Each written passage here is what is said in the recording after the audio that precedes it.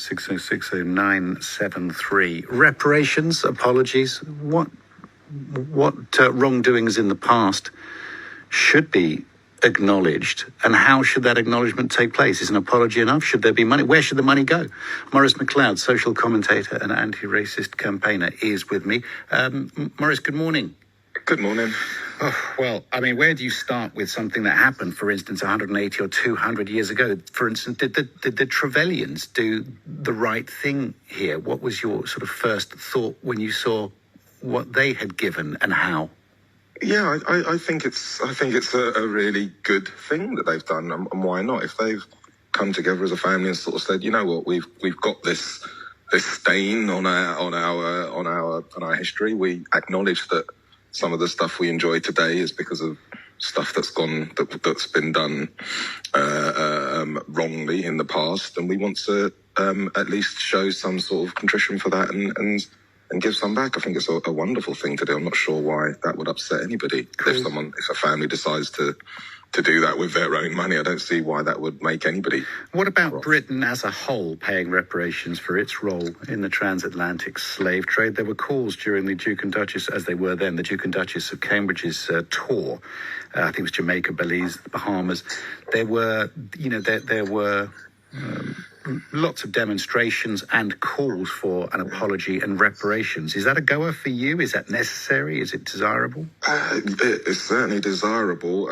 Whether it's, I think there are a number of hurdles that we'd have to cross to get there. As you said, you know, how much is paid and who's it paid to, and what's the process. That is going to be a bun fight, isn't it?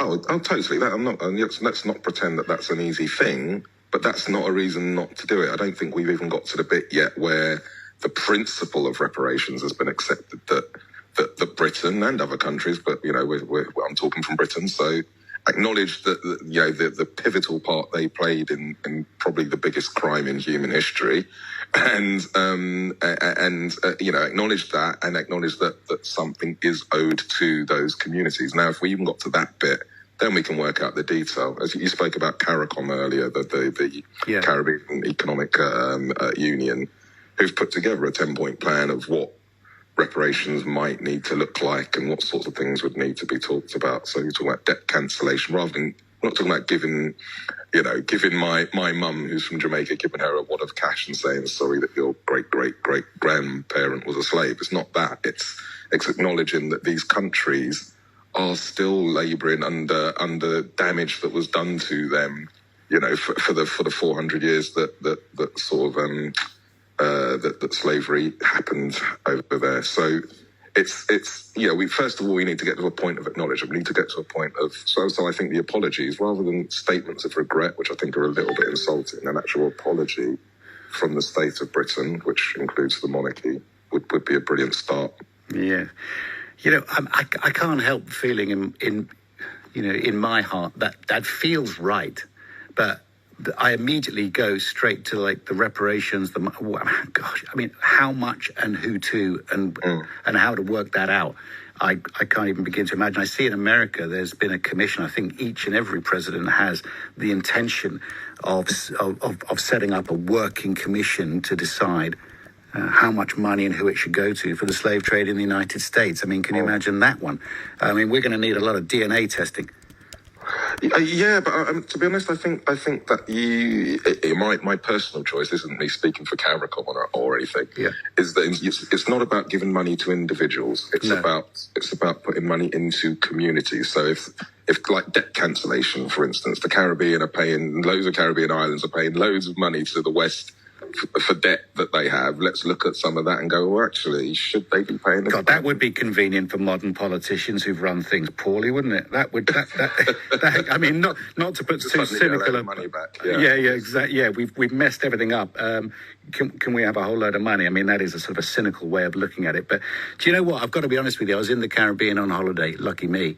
And I came past a wall, and I'm looking for it on my photos right now. I came past a wall, and there was a mural of the plan of a slave ship. Oh, here it is. I found it, and it was just sitting there right by the coast at a very famous port.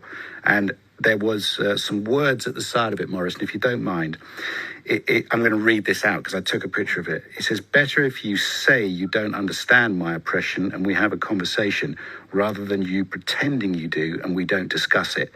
I just thought that was extremely powerful to see in the particular location I was just last week. Because the Barbados Prime Minister, Mia Mottley, is talking to Richard Drax, who benefited from the sugar plantations, and in fact still owns a big estate in the middle of Barbados.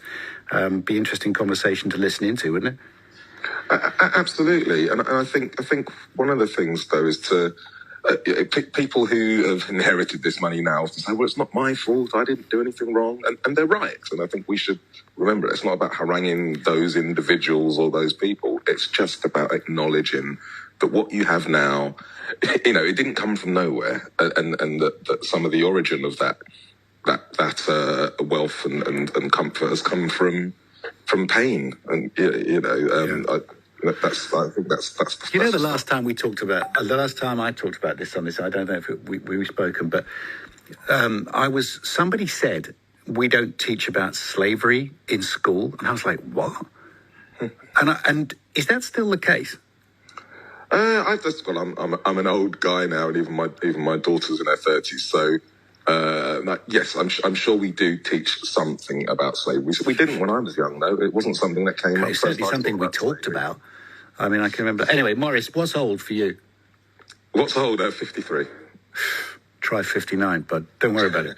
You're okay.